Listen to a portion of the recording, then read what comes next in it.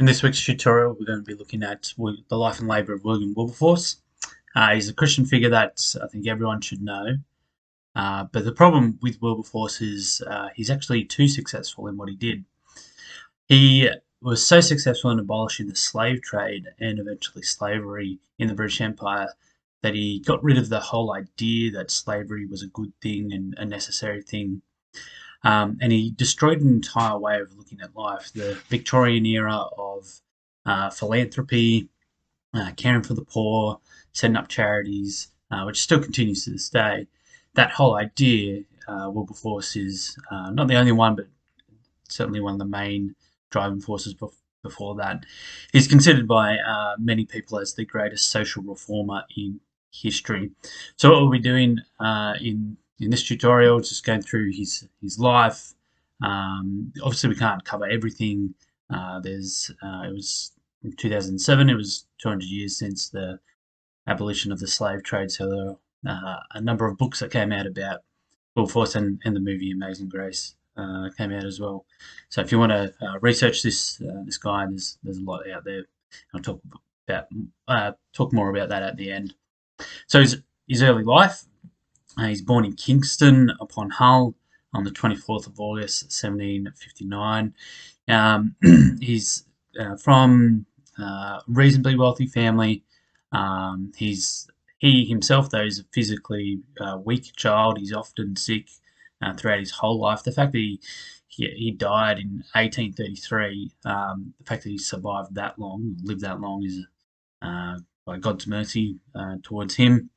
When he was 8, his father dies, and he gets sent to live with his Aunt Hannah and Uncle William, and they live in London.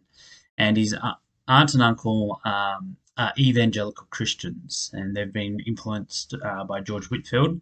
And so an evangelical in the 18th century was a term used for someone who took their Christian faith seriously, and someone who wanted to see society moulded around Christian values.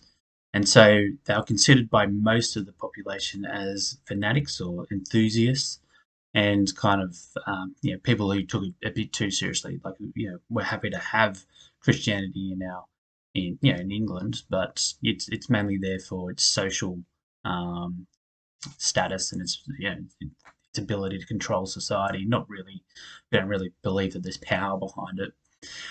So as young William Wilberforce is living with his aunt and uncle, he's been influenced by them, and he starts to develop evangelical beliefs. He meets John Newton at this stage. Problem is, his mother, Wilberforce's mother, is very concerned about this, and so she takes him back, brings him home, and then he goes to school. He'll meet the Milners, who we'll see later in our story. But by the age of 17, he's sent off to Cambridge University. And in 1776 and 1777, his grandfather and another uncle of his die. And so in those 2 years, he gets a lot of inheritance. And so he becomes an extremely wealthy young man. 17, 18 years old. And as a young, wealthy man at university, he doesn't really study much. He's very naturally gifted. He's naturally very engaging, charismatic, in the sense that he was someone who you would be drawn to if you walked into a room with him. His tutor actually encouraged him not to study.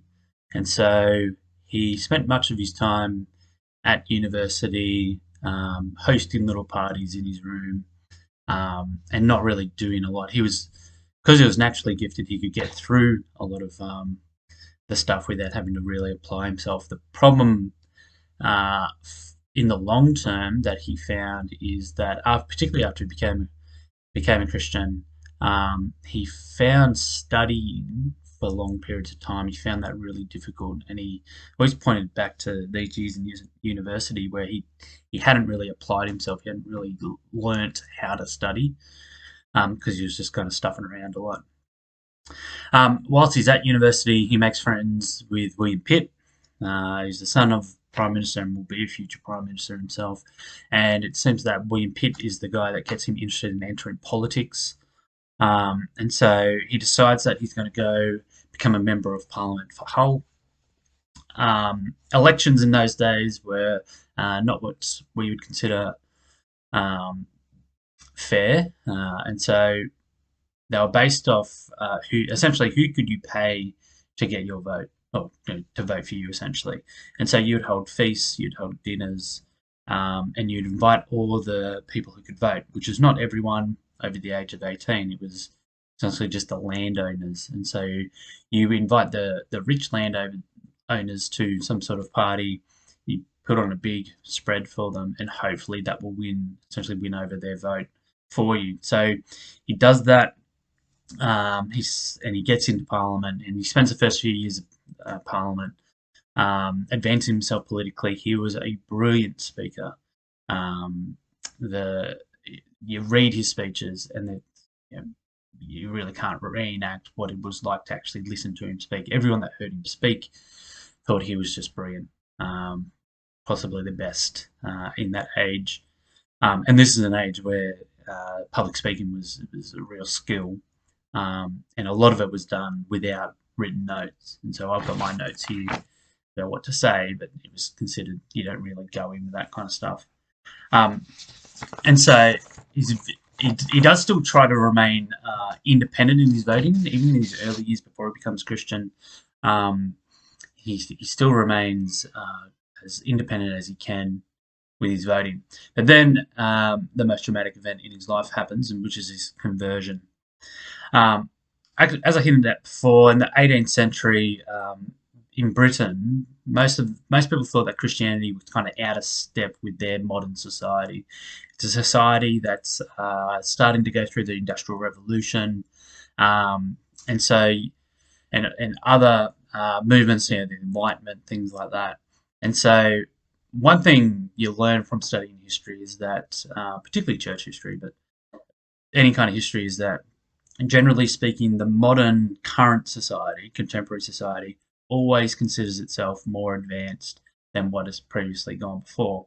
And so in Wilberforce's day, Wilberforce writes about this, how people in his day thought that Christianity was something that their grandparents followed, but not them. They were more sophisticated, they were more advanced, and they'd moved on as a society. That's as relevant in today's age than it was 200 years ago. And so Christianity religion for Britain, it had served its purpose in its grandparents' age, but it was no longer really seen as something that helped society, because we're trying to build this British Empire. We don't really build it on the back of Christian values. And Wilberforce himself wrote about that. The truth is, their opinions, as in people in Britain, on these subjects, so any subjects to do with morality, they are formed from a perusal of the Word of God. The Bible lies on the shelf unopened, and they would be wholly ignorant of its contents, except for what they hear occasionally at church, or for faint traces which their memories may still retain the lessons of their earliest infancy. In other words, people have a vague idea of what the Bible says, but they don't really study it, and it lies unopened on their shelf. And so the problem, and we'll talk about this more in a sec, problem with British society is it had this kind of veil of Christianness that didn't really understand the specifics of Christian thought. Lord Melbourne, the capital of Victoria, is named after this guy. And you can see what kind of guy he is. He states that what many Wilberforce's day and today would agree, that things have come to a pretty pass when one should permit one's religion to invade public life. So in other words, this attitude that if you want to be religious, if you want to follow Christianity, good for you, but don't bring it out in the public life. Don't bring your morals onto the public scene, particularly in the political scene. We shouldn't be being influenced in politics by any kind of Christian faith. And you see that is as relevant today as it was back then. So what happens with his conversion?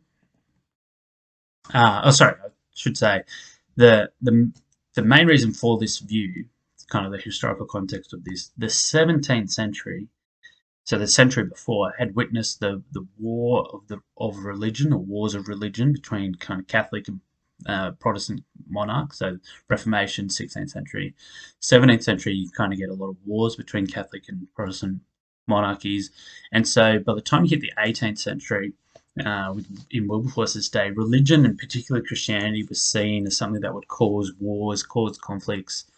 Yeah, people who would call themselves Christians, starting wars, promoting wars, things like that. And so it was just seen as it's just a bit of a joke, really. And so, this view is still prevalent today. I remember listening to the radio, and the great theologian Matthew Johns, the former rugby league player, he's on there and he's talking about how at their family table they don't talk about religion, because religion starts all wars. And so every war has been started because of religion. As a side note, there's a historian called Karen Armstrong who's actually done a study into the causes for wars that we know of in history, and 97% were found to be have nothing to do with religious reasons. So what Matthew Johns considers every reason, as far as we can tell, it's only about 3%. But it's that idea that Christianity was repressive and bigoted, and therefore religious expression needed to be tamed down, downplayed. You couldn't be too overtly religious, because then we don't want to go back to that time when we fought heaps of wars over this. And so Christianity was just kind of like a veneer that they had, but you didn't want to actually follow it too seriously. You didn't want too much of a personal devotion to it.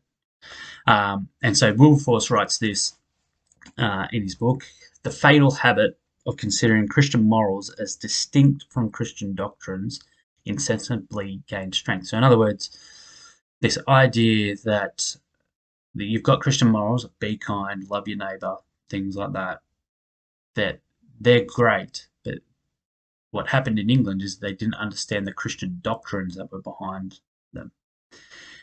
Thus, the peculiar doctrines of Christianity. So by that he means what is unique about Christianity, what are the unique beliefs about Christianity that drive its ethical teachings.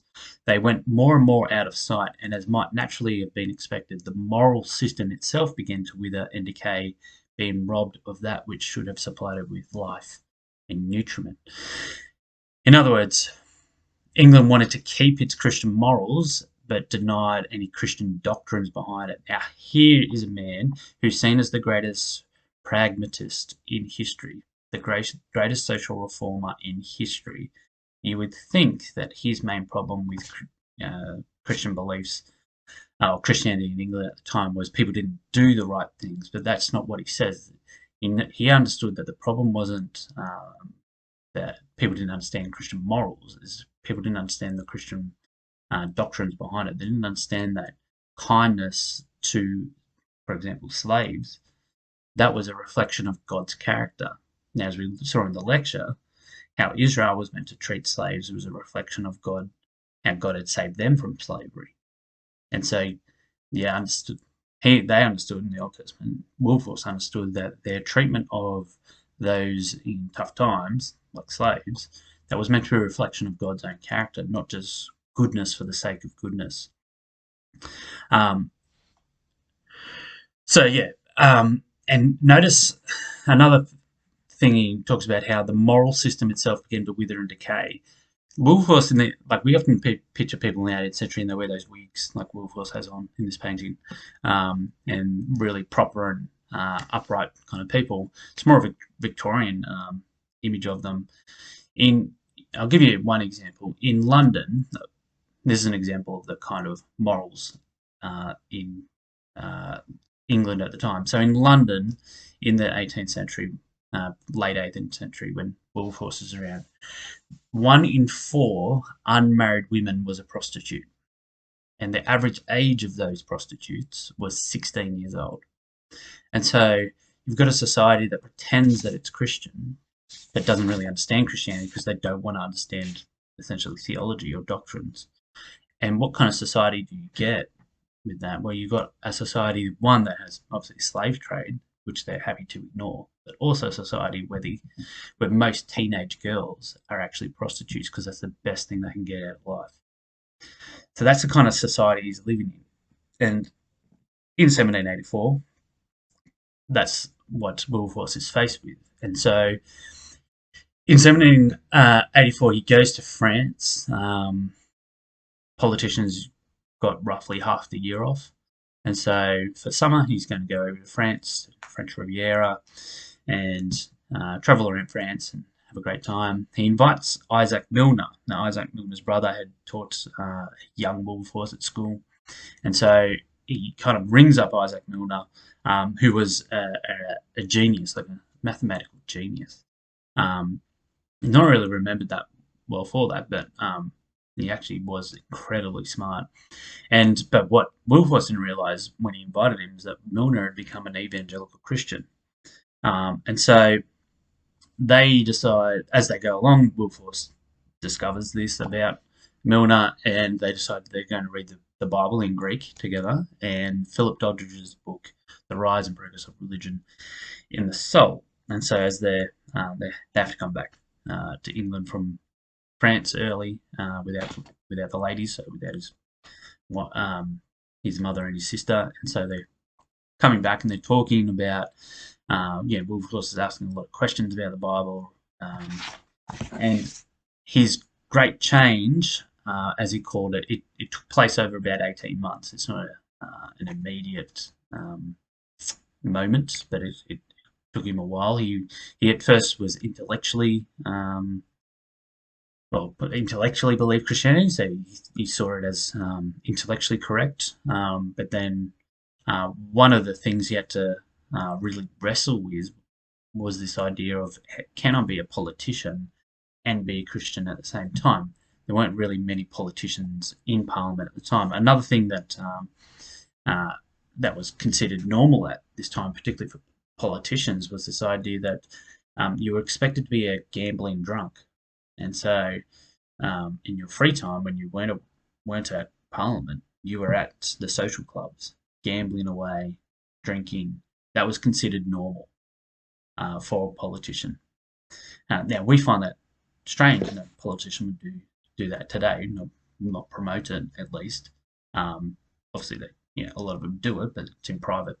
But that's one of the things Wilberforce changes about society. So in December 1785, he decides he's going to go talk to John Newton about this. So he's going to meet up again with John Newton. He hasn't seen him since he was a kid. He's so worried about it. He's so nervous about this conversation, because if he gets seen talking to John Newton, this evangelical Christian, that'll be a bad look for him. And so when he gets to Newton's house, he actually walks around the block twice, wrestling with it. And Newton gives him this advice. So God has raised you up for the good of the church and the good of the nation. Maintain your friendship with Pitt. Continue in Parliament. Who knows that? But for such a time as this, God has brought you into public life and has a purpose for you. And so Newton didn't see any conflict with him being a politician and being a Christian. He could do both things. Thomas Scott, who's John Newton's friend, who's also a fellow pastor, he said that had the counsel to quit politics been followed, so if Wilberforce had quit politics, the slave trade might have continued to future generations. So even Pitt challenged Wilberforce in his new faith. Surely the principles of Christianity lead to action as well as meditation. So he decides he's going to stay in politics. The first thing that this big change, or great change as he calls it, his conversion, the first thing he does is he starts to really resent and repent of his idleness and his wasted time. John Piper, who does a biography on Wilberforce, says beginning not long after his conversion and lasting until he was married 11 years later, he would now spend his days studying about 9 or 10 hours a day, typically breakfasting alone, taking walks alone, dining with the host family and other guests, but not joining them in the evening until he came down about 3/4 of an hour before bedtime to supper. And that the Bible, and this is the main difference, the Bible became his best loved book and he learned stretches of it by heart. He learned Psalm 119 by heart. He would say it to himself as he walked to Parliament each morning. So he was a theologian in a political role, and he knew his Bible as well as any theologian at the time. And he knew that the Bible was the key to him sustaining himself in politics. And so he'd spend, as we saw, he'd spend hours reading it. And he explains that why is it so hard to get people to study the scriptures? Common sense tells us that revelation commands faith comes by hearing, and hearing by the word of God. Search the scriptures. Be ready to give to everyone a reason for the hope that is in you. These are the words of the inspired writers, and these injunctions are confirmed by praising those who obey the admonition. And yet, for all that we have the Bible in our houses, we're ignorant of its contents. No wonder that so many Christians know so little about Christ, what Christ actually taught. No wonder that they are so mistaken about the faith that they profess. So it's this idea that the Bible, though maybe physically present in a lot of churches in England in the 18th century, was not really understood well. And notice he saw the Bible as this inspired word of God, and so it's going to drive him in his faith. And so even though he's a real practical man, and we'll look at this later about all the stuff he does. We can't even go through all the stuff he does, but just some of the stuff he does. What he'd spend most of his day focusing on is what the Bible is teaching him. Now, his opposition to the slave trade, this is obviously what he's most famous for, and for good reason. It's unsure when he actually decided to oppose the slave trade. It's not clear at all. Some people say it's in 1780 before he becomes a Christian, but yeah, not sure. But one thing that his conversion does drive him to do is to get involved in it. And so he needed some convincing to actually get involved. He thought he wasn't good enough to kind of drive it. He wanted Lord Middleton, for example. He thought he would be in a better position to bring up abolishing the slave trade. But in 1787, in October, in 1787, he does get up in Parliament and said, in the new year, I'm going to bring in a new law, or propose a new law to abolish the slave trade. So it kind of warns everyone that this is what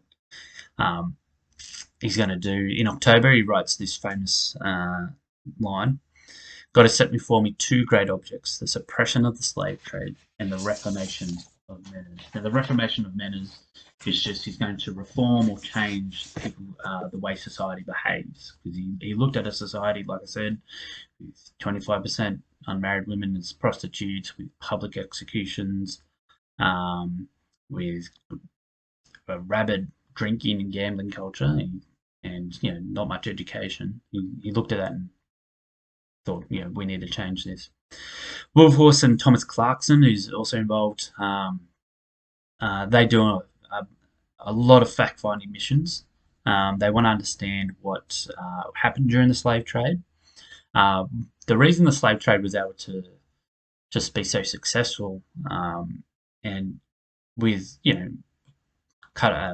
preventing opposition to it, was because it was out of sight, out of mind. It was very rarely would you have an African slave in England, and most of the slaves, as we saw in the lecture, were being taken straight from West Africa over to the Caribbean, and so your average British person had no idea what it was like on these ships, what these Africans were like at all, and so it was just out of sight, out of mind. We're getting these great new products like sugar, tobacco, all that sort of stuff.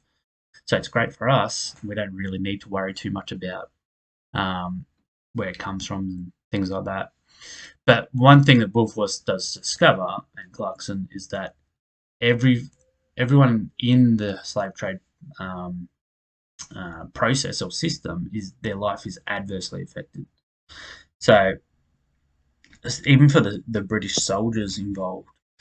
So A lot of them wanted to leave, as 25% of the soldiers died each year who were involved in the slave trade, whether by being attacked, from disease themselves, things like that. It ruined African culture because it promoted this kind of tribe betraying tribe invading other tribes, and so no one in the whole system was innocent.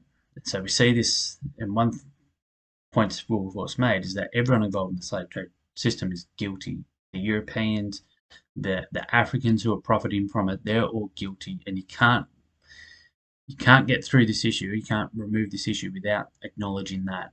Because if someone tries to pretend that they're innocent, it's not going to go well. They're going to resist change. So, in a speech in 1789, May of 1789, he exclaimed, "So enormous, so dreadful, so irremediable did its wickedness appear, that my mind was completely made up for abolition, let the consequences be what they would for our economy. I from this time determined that I would never rest till I had secured its abolition." One of the things he does is he never attacks people personally for not knowing about the slave trade. Obviously, he opposed people who were pro-slave trade, but he never really attacks people, particularly people who were ignorant of what really happened. So in another speech he says, "I mean not to accuse anyone, but to take the shame upon myself, in common indeed with the whole Parliament of Great Britain, for having suffered this horrid trade to be carried on under their authority. We are all guilty. We ought all to plead guilty and not to exculpate ourselves by throwing blame on others." There are many things I admire about William Wilberforce, but I'd say this may be the one I admire the most. Wilberforce and his group, Clarkson and that, they were uncovering information about the slave trade that had been purposely kept from society. Obviously, the pro-slave trade group, they didn't want this name in British society. So Wilberforce is uncovering this, and he's seeing the reality of what's actually happening with the slave trade. And when you deal with that kind of evil and that kind of horror, it can at times either make you bitter towards people who don't understand how evil and horrible it is, or it can make you morally aloof. Like, oh, I know what's better. Oh, you don't think this is bad yet? Well, yeah, I clearly have better morals than you. And he never does either of those things. Even though he's dealing with one of the most evil practices that we've seen in the modern world, he doesn't use that as an excuse to either make himself a bitter character or to make himself a holier than thou character, which is something I think all Christians can take from when dealing with evil modern day practices, whatever they may be. You can learn from Wilberforce. I've read a lot of books on Wilberforce, and I've never read anyone who disliked Wilberforce's personality. They may dislike the fact that he opposed the slave trade because they were going to lose a lot of money, but I've never come across anyone that was repulsed by his personality. In fact, you get a whole bunch of examples of people who were completely compelled by his personality, and not necessarily even Christian people, just people who just thought this guy is a good man. And so, what did he face? So, what was up against him? So he talks about in this quote here about let the consequences be what they may. What was he actually up against? What would have been the consequences? So, what is the opposition he's facing? For at least 5,000 years, as we saw in our last lecture, slavery's been seen as just a necessary evil in most societies. There are very rare times, and we saw this with medieval Europe, with its Christian influence, but most societies in ancient times, modern time, early modern, even today's times, most societies have some sort of slavery in there. And so The idea of getting rid of slavery, the slave trade and then slavery, was unimaginable. Abolition of slavery, so getting rid of slavery, was so impossible that you couldn't even talk about it in public in the 18th century. It was seen, particularly after the French Revolution, it was seen as revolutionary, and not in the good sense, but in the way that you're trying to actually undermine society. Um, and so,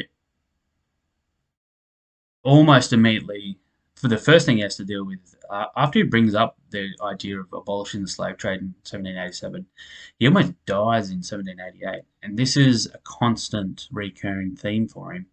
As you saw, he was a sickly child, but he stays sick most of his life. And so he almost dies. And so he's really struggling by early on. And like Lord Middleton and that think that they're going to have to take over. And so he's spared. The other thing that really goes against the abolitionists is the French Revolution. The violence of the French Revolution really undermined the message of the abolitionists, and they, the pro-slave trade politicians, they would present the abolitionists as wanting to change Britain, like what's happening in France. Now, in France, as we know, with the French Revolution, you've got the aristocracy and the monarchy being killed. See, king and queen get their head chopped off. You've got the aristocracy; their houses have been overtaken. They've got their property being removed from them. And so, what the pro-slave trade politicians would do is that this is what Wilberforce and his crew are up to. They're promoting. They're not really concerned about the slaves. They're trying to promote a revolution within our society. Now, if you thought about it logically, why would Wilberforce do this? He's part of the aristocracy, but no one really has too much time for nuanced arguments when you're trying to persuade people to keep this money going. And so, most of the 1790s, there is war between Britain and France, and so they pro-slave trade people would present the abolitionists as kind of like almost like they're supporting the French. Many, like Robert Jenkinson, thought that abolition should wait until after the war. So in 1796, it's recommended that the question of the slave trade should be suspended due to this war with France. And Wilberforce responds, "There is something not a little provoking in the dry, calm way in which gentlemen are apt to speak of the suffering of others. The question is suspended. Is the desolation of wretched Africa suspended? Are all complicated miseries of this atrocious trade? Is the work of death suspended? No, sir, I will not delay this motion, and I call upon the House not to insult the forbearance of heaven by delaying this tardy act of justice." So the idea of delaying till after the war, which politically would make way more sense for Wilberforce, but he wouldn't have none of it because he saw the suffering that this slave trade caused. And so every year that they're in this war against France, he's bringing forth this abolition bill, and he is getting smashed from pillar to post for it. But he doesn't back down. In 1796, they should have abolished it, but they lose the vote by 4 votes, 74 to 70, because 10 anti-slave trade people, so 10 abolitionists, had gone to the opera. So they would have won that vote, but they went to the opera instead of going to Parliament that day and voting on this. Wilberforce really struggled with this for a while. He gets ill after it. He gets physically ill, but he gets, I wouldn't call it depressed, but essentially he gets really down because of it, because they had this chance. And it takes him months to recover physically, I think emotionally from it. The other thing, he was frequently accused of wanting to incite rebellions on the islands, so the Caribbean islands, or in West Africa, so in Sierra Leone, for example. In a diary entry in 1795, he wrote that God protected me from Norris, Kimber, and innumerable other dangers. He is still able to protect me and will, if it be for my good. So who the Norris is Robert Norris and Kimber is John Kimber, and they're slave ship captains. And in 3 years earlier, 1792, Wilberforce had accused Kimber of killing or murdering a slave girl. He was found not guilty by a pro-slave trade judge, who would have thought. And in retaliation, Kimber resorted to threats of violence for the next 2 years, and it got so bad that Wilberforce had to actually have an armed bodyguard um, walk around with him. And so, one thing I haven't mentioned, Wilberforce was about 5 foot tall. He was a shrimp, and so um, people would try to physically intimidate him. He got a lot of death threats from what he was doing. He was trying to disrupt the equivalent of a multi-billion-dollar industry in today's terms. And so, if you're going to walk into that, you're going to get attacked. William Cobbett was another slavery defending adversary, and so this is in August of 1823. So the slave trade's been abolished by this stage, but the slavery is still going. Now, this is in a pamphlet that he's handing out, and I think this is one of the better ways to actually accuse Wilberforce. So he's talking to, as if he's talking to Wilberforce. So you, Wilberforce, seem to have a great affection for the fat and lazy and laughing and singing and dancing Negro, but never have you done a single act in favour of the labourers of this country.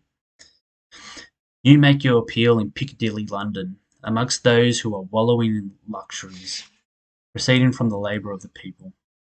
You should have gone down to the gravel pits and made your appeal to the wretched creatures with bits of sacks around their shoulders and with hay bands around their legs. You should have gone down to the roadside and made your appeal to the emancipated, half-dead things that are there cracking stones to make the roads as level as a die for the tax eaters to ride on. What an insult it is, and what an unfeeling and what a cold-blooded hypocrite must he be that can send it forth. What an insult to call upon the people of under the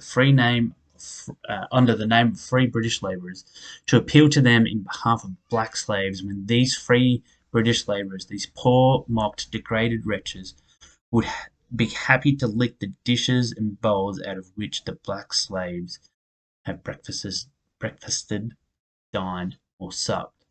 This idea that because Wilberforce was so well known for defending the African slaves, because he does that, because he's well known for that, he obviously mustn't care about the poor workers in England. And that's what Cobbett uses against him. Now, none of this is actually true. Wilberforce does more for the poor, wretched British labourers than Cobbett ever does, but that's not what Cobbett wants people to think. When you're dealing with emotional arguments, you don't really need facts to back up what you said. Kevin Beaumont, in his biography on Wilberforce, said that the 1796 defeat, the one where the guys didn't show up, he said that the years of constant struggle, the strains on long-standing friendships, the continuing threats of personal violence, and the weight of disappointed hopes concerning abolition had taken their toll. Gravely ill, exhausted, and emotionally spent, Wilberforce suffered what appears to have been a second nervous breakdown. Any thought of re-entering the political fray, which had dealt him so many setbacks and blows, filled him with anxiety. He wasn't alone, though, and this is where you need some wise men or wise people in your life. Newton encouraged him, said, particularly with the example of Daniel, so he is always near, and God, he always wants our dangers, our fears, our feelings. By looking to him, we are enlightened and made strong. John Wesley wrote him this letter, which I found encouraging. Unless God has raised you up for this very thing, you will be worn out by the opposition of men and devils. But if God be for you, who can be against you? And so after 20 years of being defeated, from 1787 through to 1807, finally victory comes. In 1806, William Pitt, his good friend, his best friend from university, dies, and he's replaced by Lord Grenville. who's an abolitionist and who will support Wilberforce. Um, Pitt, one of the things that Belmont kind of hints at here is this um, the strains on long-standing friendships. There was a strain between Pitt and Wilberforce due to Wilberforce's continual opposition to the slave trade, which made him look pro-revolutionary, which Pitt, as Prime Minister at the time, struggled with. Um, and so, the start of 1807, there's a couple of bills read. So throughout January and February, the bill has to end the slave trade is read numerous times. On the 23rd of February, um, they hail Wilberforce for all his efforts.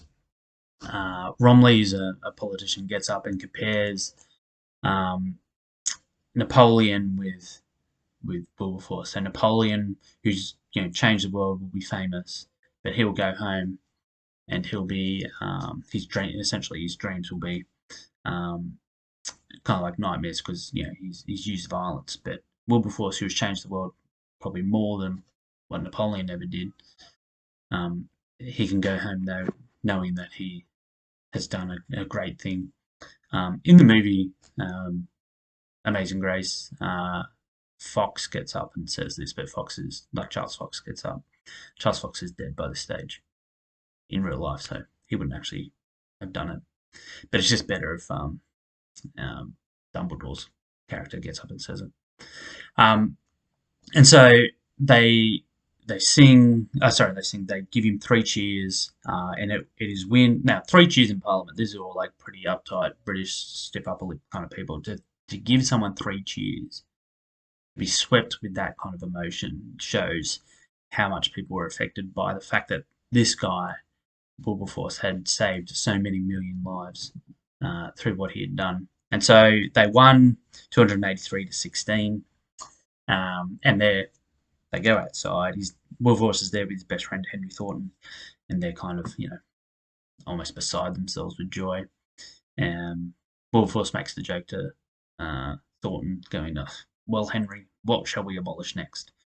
And they will abolish a lot of things as they go through. Now, he had 2 main aims in his life. One was to abolish the slave trade, which he does. The other is the Reformation of Manners.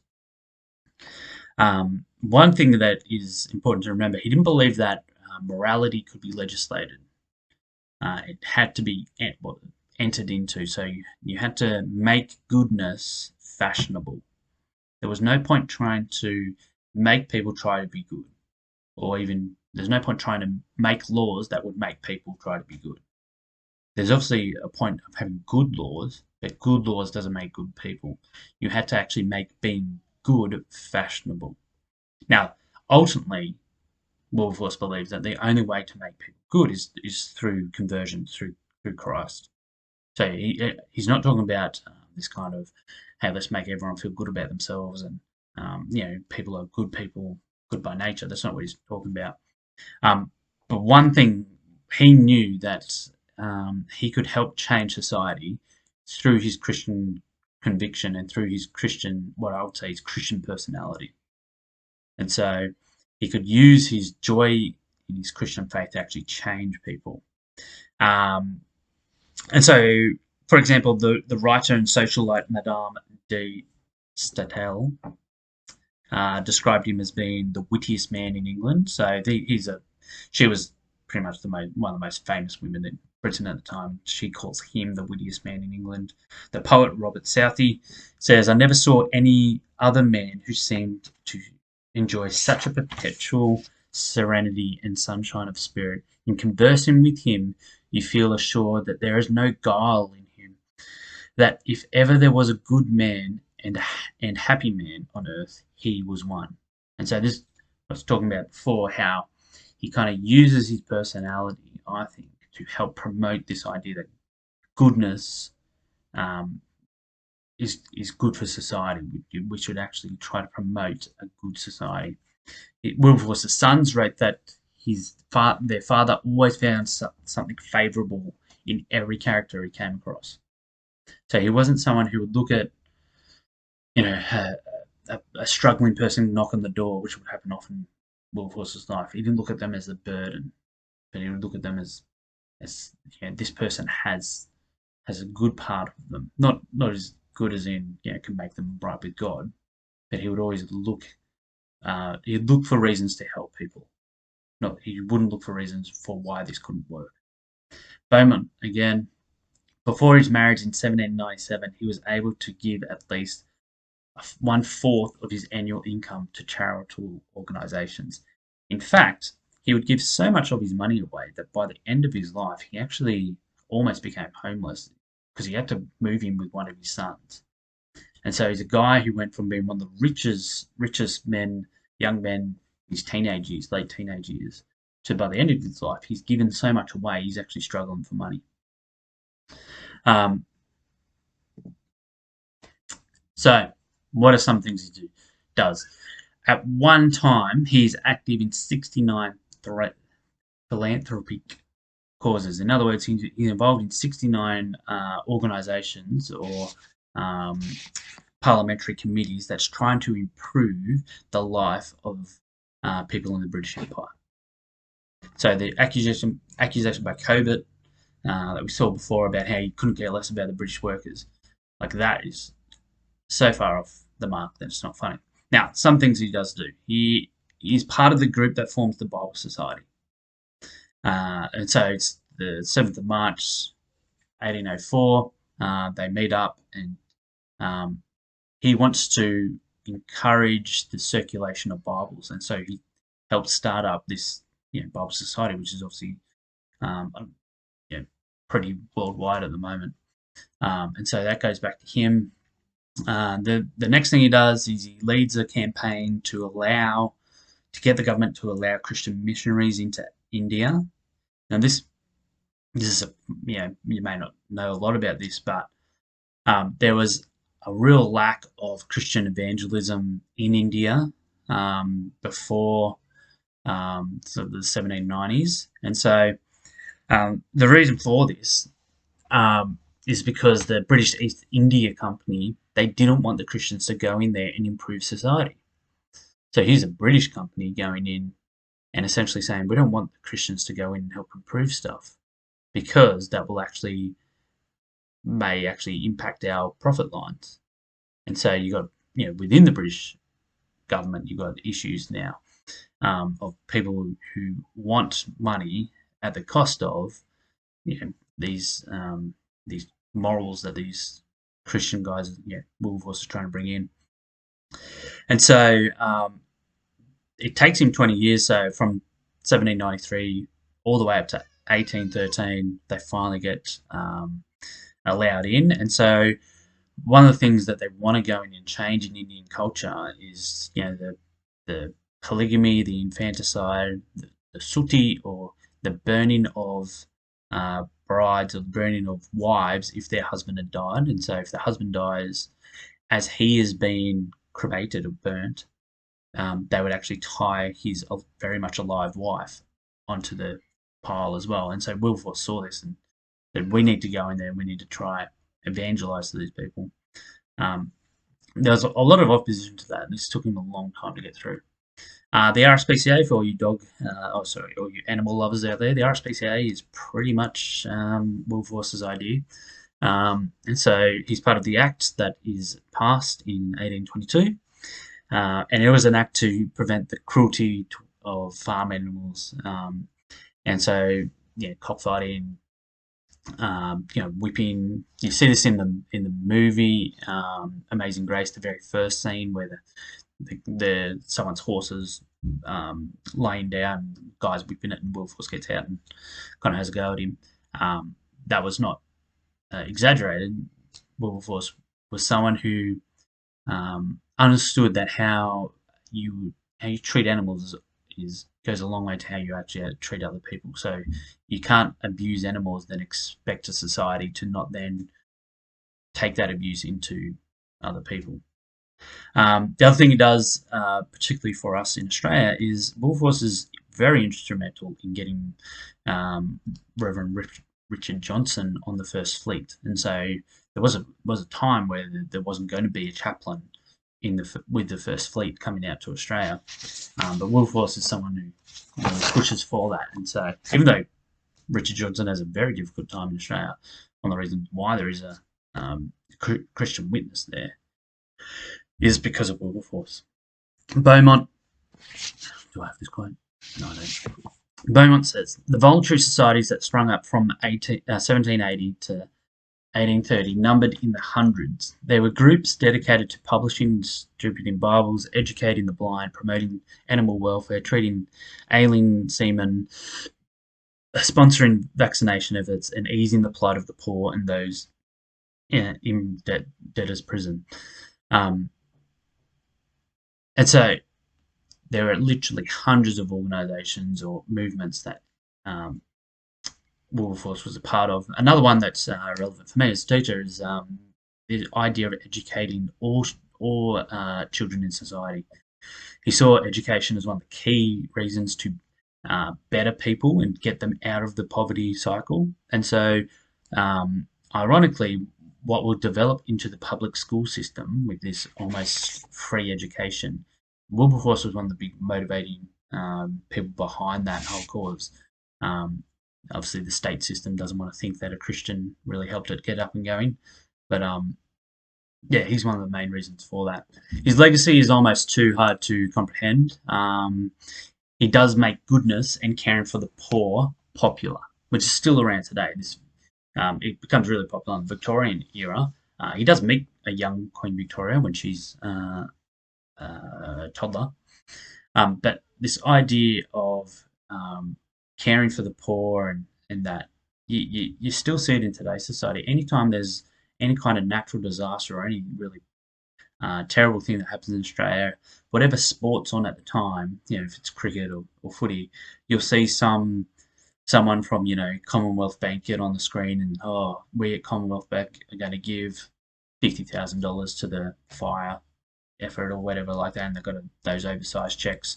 Yes, they're doing it to make themselves popular, but this idea of giving to those in need, Wilberforce and his group called the Clapham sect, they make that popular. And so the other thing that they do, which is once again hard to comprehend, they make slavery and the whole idea of slavery in Western countries is now abhorrent.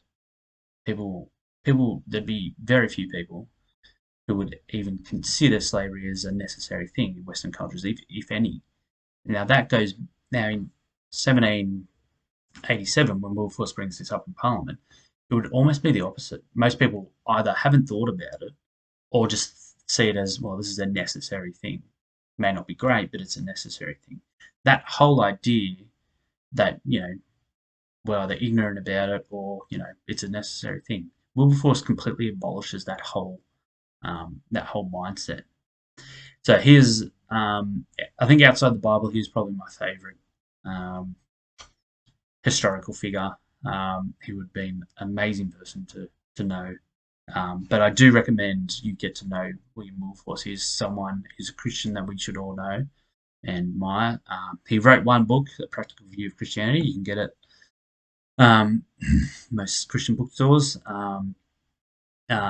There's a bunch of biographies. Metaxas, he's good. Beaumont, who I've referenced a couple of times, Kevin Beaumont, he's good. He worked on the Amazing Grace film, so he was the historian. He kind of worked with that. But yeah, get a hold of it if you don't have time for that. Even John Piper's little biography that you can either read or you can actually listen to him talk about it. That's good as well because yeah, Piper understands the 18th century Christianity well because of Jonathan Edwards. So whatever you do, Wilberforce is well worth investing in and getting to know.